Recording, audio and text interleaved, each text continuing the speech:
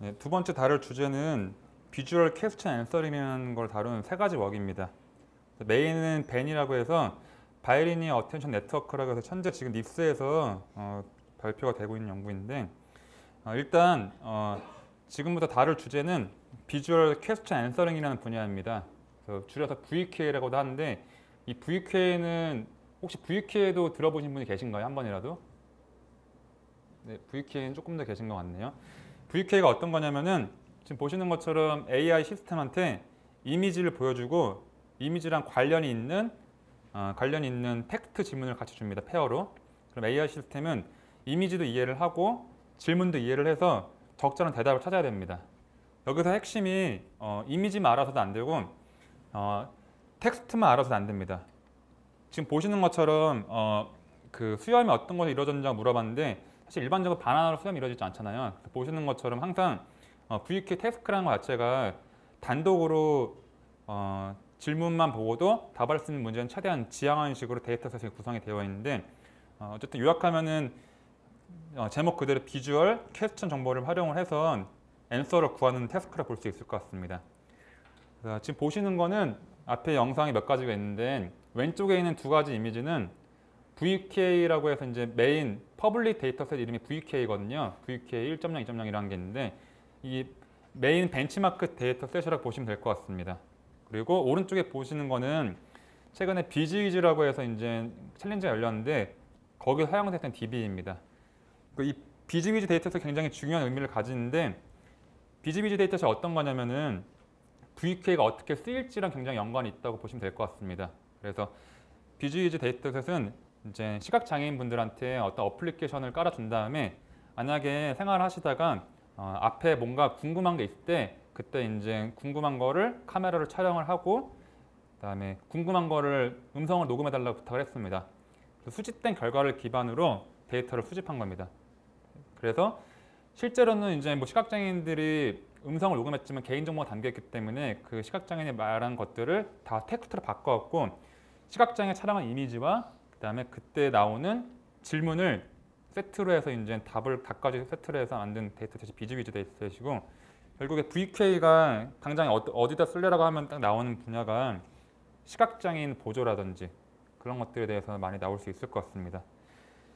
근데 이제 VQA 태스크 굉장히 챌린지한 것이 어떤 거냐면은 이미 딱 보시면 아시겠지만은 여러 가지 태스크가 녹아 있습니다. 첫 번째는 이미지를 커버할 수 있는 네트워크가 필요하고 두 번째는 텍스트 질문을 처리할 수 있는 NLP 기술들이 적용이 돼야 됩니다.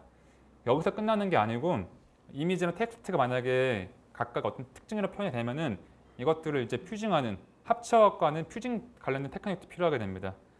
그래서 일반적으로는 이제 많이 쓰이는 베이스로 쓰이는 거는 이미지 파트 같은 경우에는 이미지를 전체를 레지넷에 통과시켰고 나오는 피처를 이미지 피처로 쓰고 텍스트 같은 경우에는 뭐 여러 가지 테크닉 이용하기 많겠지만은 단어별로 원한 인코딩을 해서 단어별로 원한 인코딩을 한 다음에 그거를 이제 GRU라든지 LST 같은 리커런트 뉴럴 네트워크 기반의 네트워크를 통과시켜갖고 텍스트를 대표할 수 있는 피처를 뽑고 나서 각각의 이제 대표되는 이미지 피처와 텍스트 피처가 있으면은 이것들을 이제 뭐 더한다든지 아니면 하다마다 프로덕트라고 해서 이제 곱한다든지 그 밖에 여러 가지 스킴들을 이용해서 퓨징하는 기술들을 활용하고 있습니다.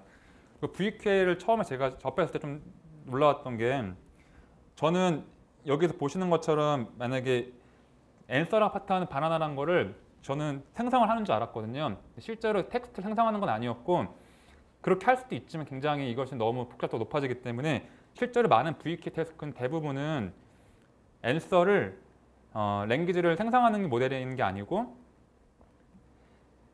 클래시피케이션 문제를 풀게 됩니다. 그래서 만약에 저희가 다루고 있는 VQA 데이터셋에 만약에 뭐 30만 개의 페어가 있다, 정답이 있다 그러면은 가장 빈도수가 높았던 앤서 예를 들면 뭐 80%, 근데 80%라는 상위 80% 등장하는 빈도수 나오는 답 셋들이 결국에는 2,000개 정도부터 표현이 되더라고요. 그래서 굉장히 적은 수의 상대적으로 적은 수죠. 2,3천 개의 앤서만으로도 전체 영역이 커버가 되기 때문에 이거를 그냥 앤서마다 레이블을 주고 앤서에 클래스를 맞추는 식으로 클래시피케이션 문제를 풀고 있는 것이 현재 VQA 태스크에서의 접근 방법입니다. 그래서 큰 틀은 이렇게 되어 있고 그다음에 제가 오늘 설명드릴 메인 원고들은 김진아 박사가 했었던 멀티모달 레지듀얼 러닝, 로우 랭크 바이리니어 풀링, 그다음에 지금 하고 있는 바이리니어 어텐션 네트워크 세 가지에 대해서 개괄적인 설명을 드릴 것 같습니다. 그래서 제가 이해하는 부분 내에 설명을 드릴 건데 이미 굉장히 핫한 분야이고 이제 바이리니어 어텐션 네트워크는 코드도 공개가 되어 있기 때문에 이거 역시도 여러분이 만약에 VQ 테스트 하고 싶다면은 좋은 베이스라인 될 수 있을 것 같습니다. 첫 번째 설명드릴 멀티모달 레지듀얼 러닝이라는 거는 레지듀얼 러닝은 아마 다 아실 것 같아요. 그래서 레지듀얼 러닝이 어떤 거냐면은 네트워크를 이제 효율적으로 학습을 시킬 때 보통은 어떤 인풋이 있으면은 레이어를 쌓아서 나온 아웃풋에 다시 또 레이어를 통과시키는 식으로 되어 있는데 레지듀얼 러닝은 중간 여기 보시는 것처럼 스킵 커넥션을 만들어 갖고 레지듀얼 한국말로 잔차라고도 하는데 잔차를 학습시킴으로써 깊은 학습에도 효율적으로 네트워크가 특정 공간에 표현할 수 있게끔 하는 것이 레지듀얼 러닝의 핵심입니다. 그리고 김진아 박사가 했었던 멀티모달 레지듀얼 러닝은 이 레지듀얼 러닝 컨셉을 VQ 태스크에 접목시킨 거라 보시면 될 것 같습니다. 그래서 이 VQ 태스크 멀티모달 러닝 네트워크 구조 흐름도가 지금 오른쪽에 보시는 네트워크 흐름도입니다. 언뜻 봤을 때 복잡해 보이는데 이게 레지듀얼 러닝과 레지듀얼 렉과 마찬가지로 어떤 패턴이 있습니다. 그리고 패턴을 설명드리기 전에 일단 전처리가 필요합니다.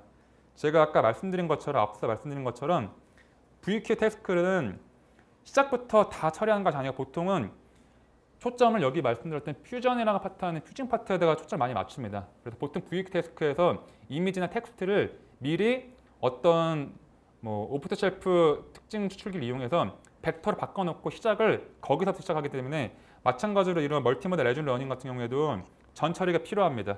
그래서 퀘스천, 그 다음에 이미지 피처 V라고 표현했는데 퀘스천 인베딩 같은 퀘스천 파트 같은 경우에는 퀘스천이 문장어로 이루어져 있고 문장은 단어의 조합일 텐데 각 단어마다 이제 워드 투 백이라고 해서 단어를 일단 벡터 공간으로 하나로 매핑을 시킵니다.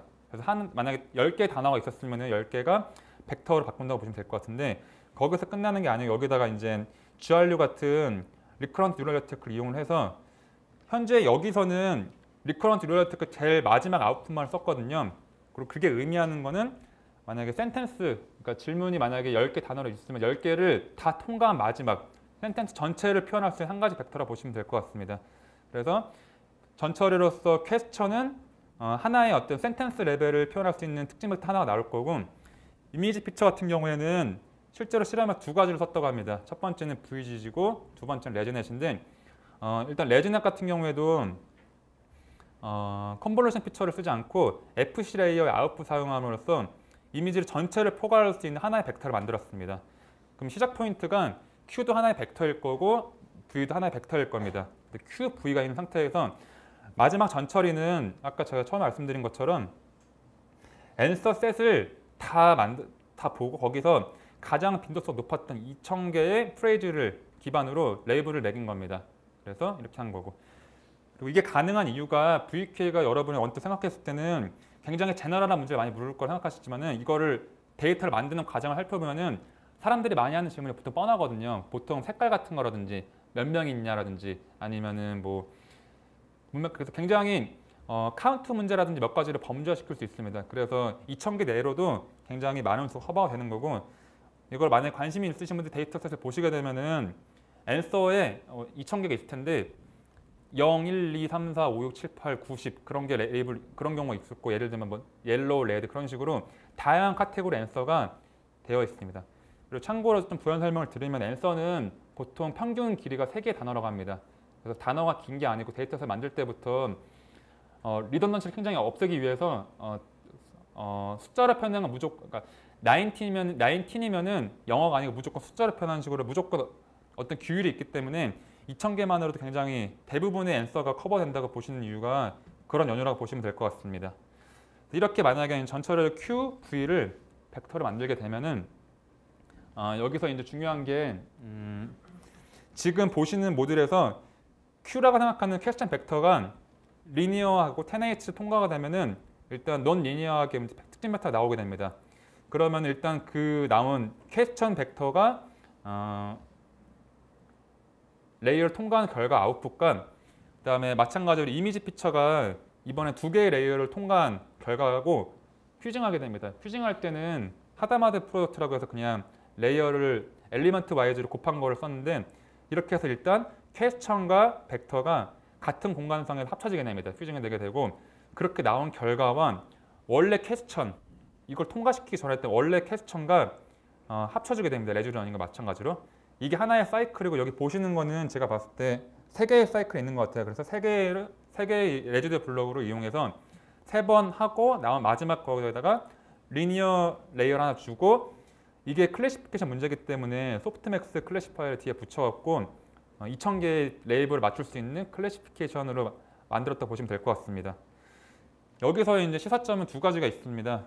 큰 틀에서 하나긴 한데 지금 보시면은 레지듀얼 러닝의 스키 커넥션이 Q에 있다는 겁니다. 퀘스천 벡터에 있기 때문에 퀘스천이 약간 오리엔트된 식으로 학습이 되는 거고 이거가 된 이유는 실험적으로 이 저자였던 김준하 박사가 블럭을 여러 가지 종류로 디자인을 해봤다고 합니다.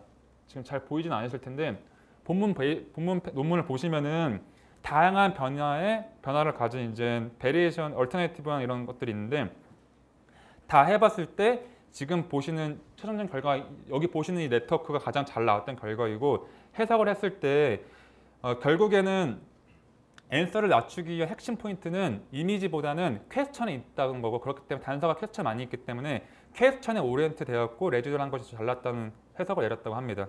그래서 어시메트릭 한다는 거는 레지듀얼 커넥션이 그러니까 스키 커넥션이 퀘스천에 오리엔트 보시면 될 것 같고 이거에 대해서 실험 결과들을 보시면은 사실 A, B, C, D 다양한 변종이 있는데 제가 테이블을 봤더니 아주 큰 차이는 없고 보통 한 1% 차이 정도? 그래서 그냥 대동소이할 수도 있지만 어쨌든 이게 더 깊이 쌓을 수도 있겠지만 더 깊이 쌓아봤자 큰 성능적 이득이 없기 때문에 가장 그 합당 수준에서 나온 결과라고 보시면 될 것 같습니다.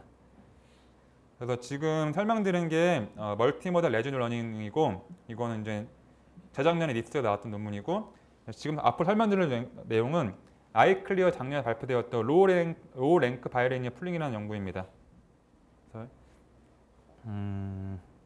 이 로우 랭크 바이리니어 어프로크시메이션이라는 연구는 실제로 논문을 보시면은 거의 수식이 답니다. 근데 이제 수식의 핵심을 이해하고 나면은 이게 의의가 어떤 건지 알 수 있는데 바이리니어 모델이라는 게 있습니다.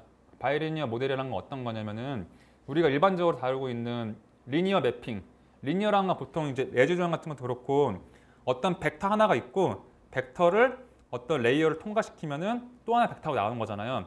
그럼 보시면은 인풋도 하나의 벡터인 거고 아웃풋 하나의 벡터입니다. 근데 바이리니어 모델은 어떤 거냐면은 인풋이 두 개일 때 인풋 두 개를 입력으로 받아갖고 매핑시키는 하나의 아웃풋을 나올 수 있게 하는 매핑하는 걸 바이리니어 모델이라고 합니다. 그래서 이게 제너럴한 용어이고 굉장히 많이 쓰인다고 해서 굉장히 제너럴한 텀이라고 보시면 되는데 이 바이리니어 일반적인 모델의 단점이 어떤 거냐면은 만약에 지금 여기 그림에서는 굉장히 작아갖고 안 보일 수 있는데 만약에 저희가 두 개를 합치고 싶은 두 가지 벡터가 있을 때 두 가지 벡터를 한꺼번에 이제 바이리니어하게 할 수 있는 매트릭스가 있으면은 그 매트릭스 결과로 하나의 어떤 스칼라 아웃풋을 낼 수 있습니다. 그래서 벡터 두 개가 있고 벡터 두 개를 연결 지을 수 있는 어떤 바이리니어 매트릭스 있을 때 그 매트릭스를 이용하면은 하나의 어떤 아웃풋 스칼라 값을 만들 수 있는데 스칼라 값이 하나인 거잖아요.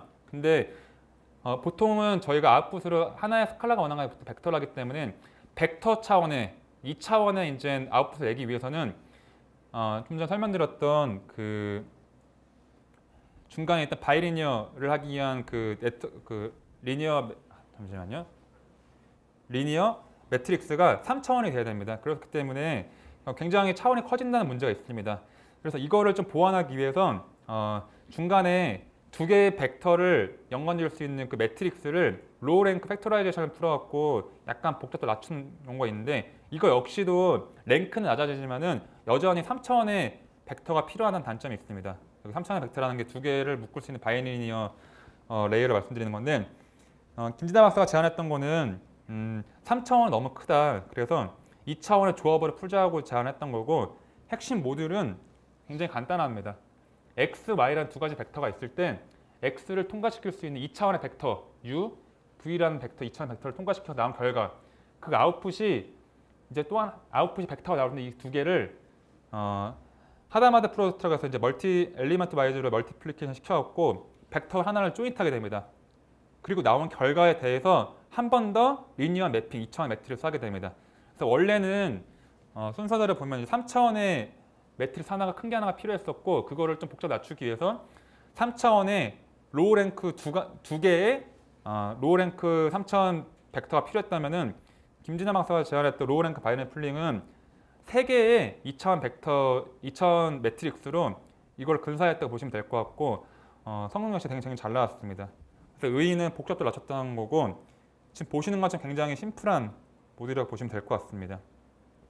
그리고 이 로우 랭크 바이너리 풀링은 사실 특별한 게 아닌데 이거를 결국 어떻게 성능을 올리기 위해서 어떻게 적용을 하셨냐면은 어텐션 메커니즘이라고 아마 들어보셨을 텐데 최근에 컴퓨터 비전이라든지 멀티모달 러닝 쪽에서는 어텐션 메커니즘 굉장히 연구가 많이 되고 있습니다. 그래서 지금 왼쪽에 보시는 거는 이미지 클래시피케이션을 할 때 어텐션 메커니즘 적용이었고 모든 픽셀을 동일하게 보는 게 아니고 특정 부분을 조금 더 유심하게 봤다는 그런 결과를 보여주는 결과 볼 수 있는데 컴퓨터 비전이라든지 아니면은 NLP는 당연히 많이 쓰이고 있고 오른쪽에 보시는 것처럼 이미지 캡셔닝 같은 경우에도 만약에 이미지가 있고 특정 캡션에서 특정 단어를 지정했을 때 그 단어가 위치하는 거를 찾는 이런 로컬라이제션에도 어텐션 쓰기 때문에 어텐션 메커니즘 굉장히 최근에 많이 활발히 되고 있는 하나의 또 연구 주축이라 볼 수 있을 것 같습니다.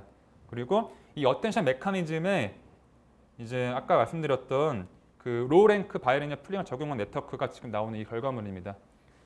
여기서 이제 아까 말씀드린 것처럼 좀 차이점이 있다면은 제가 아까 말씀드릴 때는 퀘스천을 대표하는 하나의 센텐스 벡터가 있고 이미지도 하나의 벡터가 있었잖아요. FC를 통과했기 때문에 대표한 하나의 압축되는 벡터가 있는 건데 여기서 어텐션 네트워크를 적용시키려고 하면은 이미지가 리전이 있어야 됩니다. 하나로 대표되는 게 아니고 리전이 필요하기 때문에 그 레지넷에서 FC 레이어가 아니고 마지막에 풀링 레이어 그래서 아직 그 스페이셜 레졸루션이 스페이셜 정보가 남아있는 정보에서의 결과를 가지고 선처를 수행을 했습니다.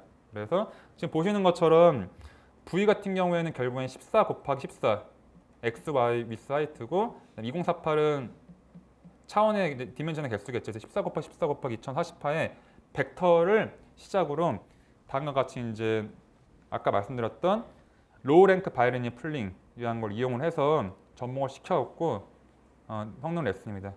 그래서 여기서의 의의는 결과를 놓고 보면 굉장히 단순한데 이 로우 랭크 바이너리 풀링이라는 걸 어텐션 메커니즘 접목을 시켜갖고 나왔다는 거고 사실 이 결과가 중요한 것도 있지만 관심이 있으신 분들 논문을 보시면 알겠지만은 수식적으로 어떻게 랭크가 줄어든지에 대해서 증명을 했습니다. 그래서 수식을 보는 것도 하나의 이제 뭐 이 논문을 보는 한 가지 포인트라고 볼 수 있을 것 같습니다. 그다음에 마지막으로 설명드릴 연구는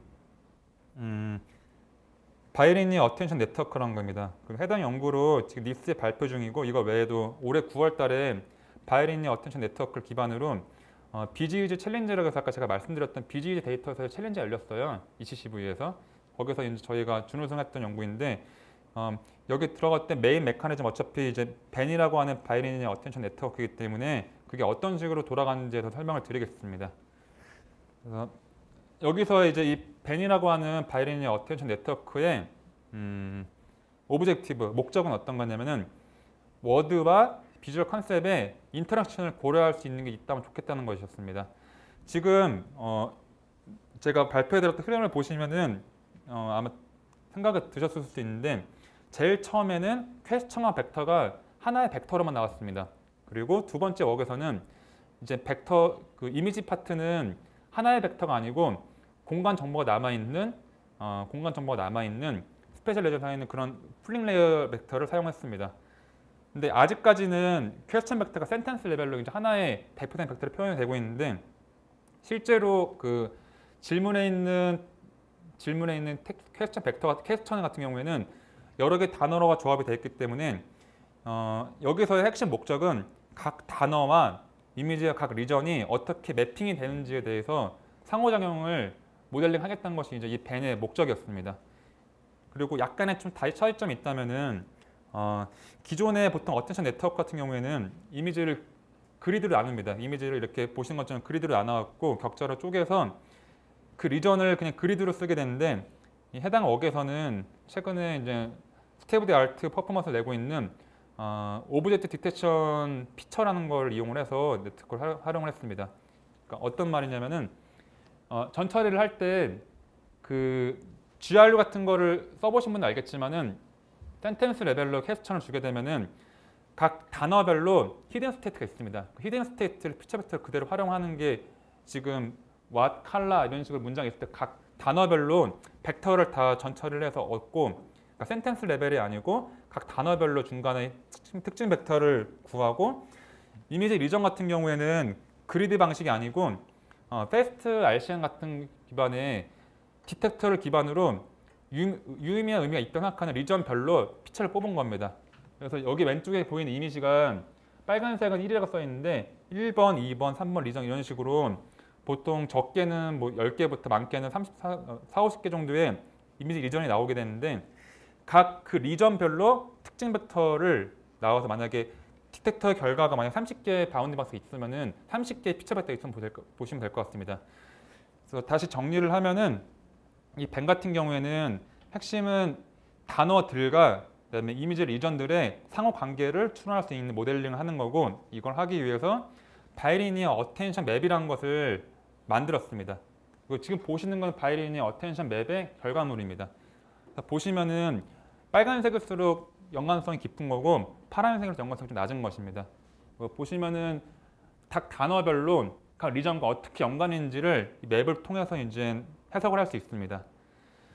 그래서 이 바이리니어 어텐션 맵이라는 걸 만들었던 과정이 첫 번째 꼴이었고 두 번째는 어텐션 메커니즘을 다뤄보신 분들은 많이 아시겠지만은 처음에 어텐션 메커니즘이 처음에 나왔을 때는 어텐션 맵 하나만 만들었었는데 최근의 트렌드는 어텐션 맵을 하나만 쓸 필요가 뭐가 있겠냐 해서 이제 어텐션 맵의 복수계를 이용합니다.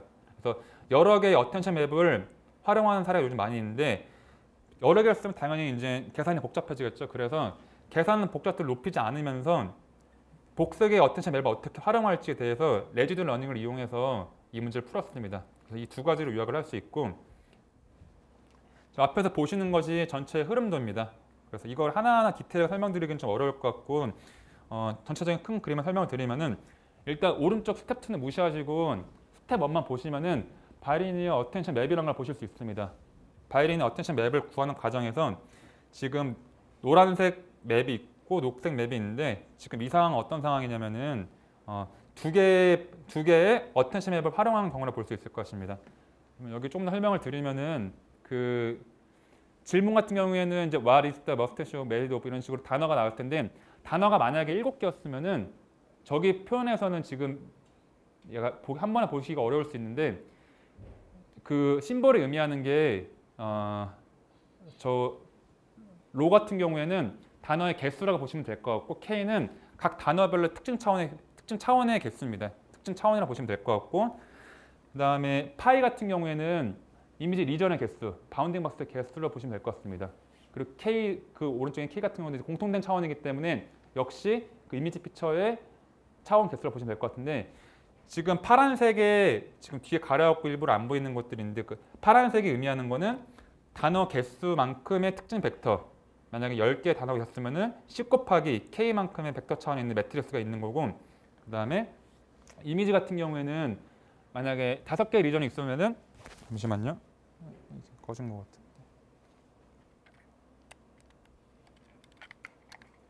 배터리가 나간 것 같아.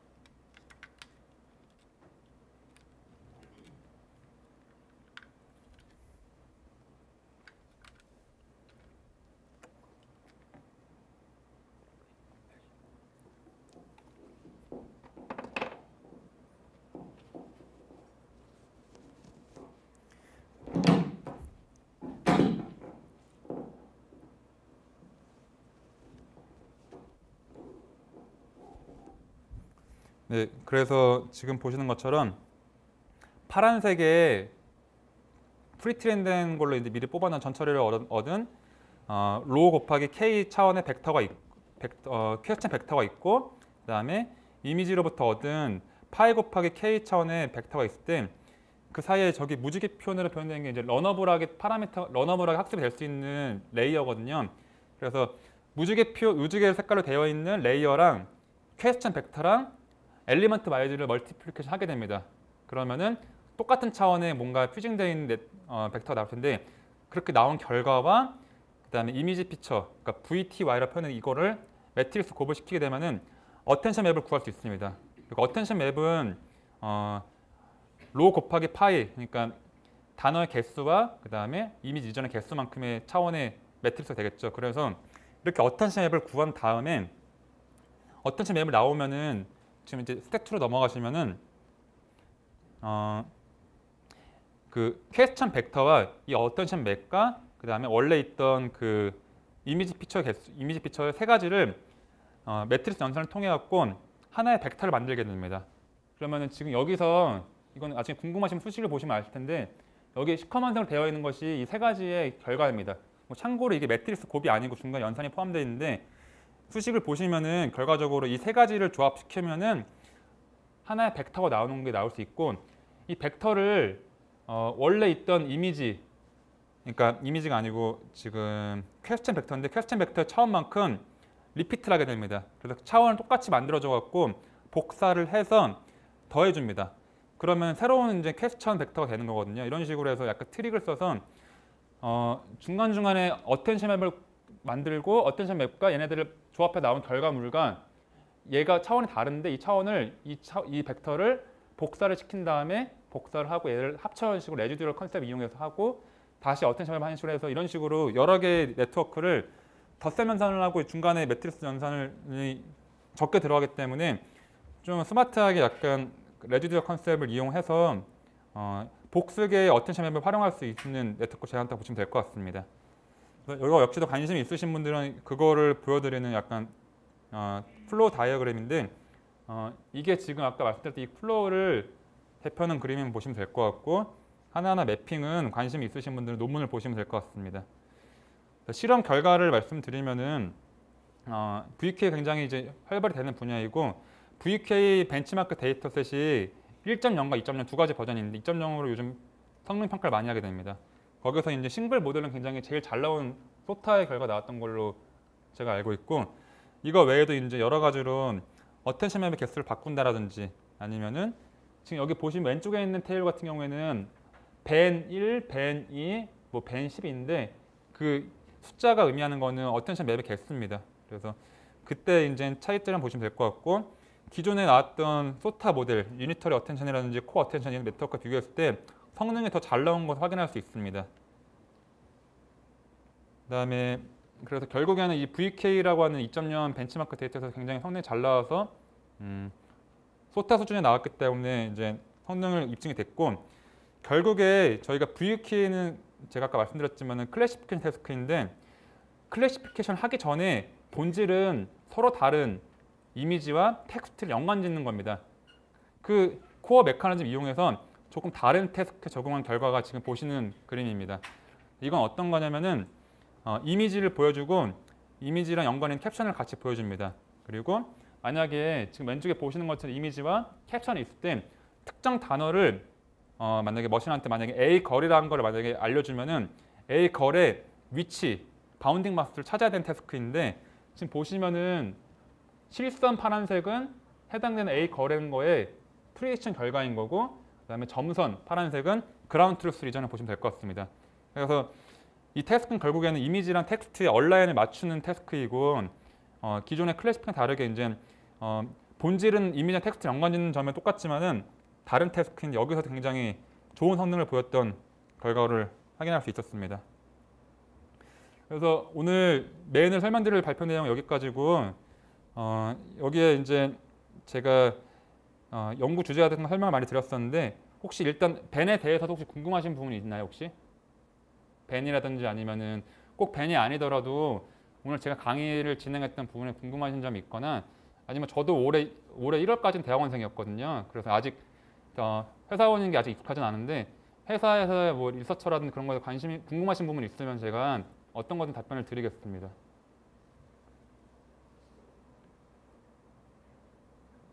없으신가요?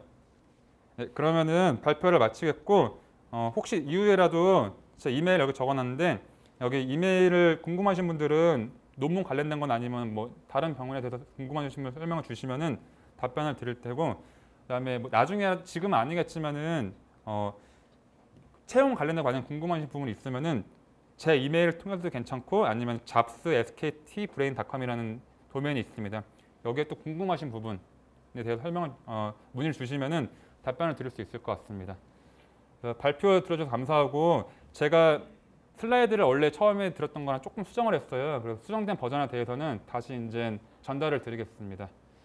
네, 발표 주셔서 감사합니다.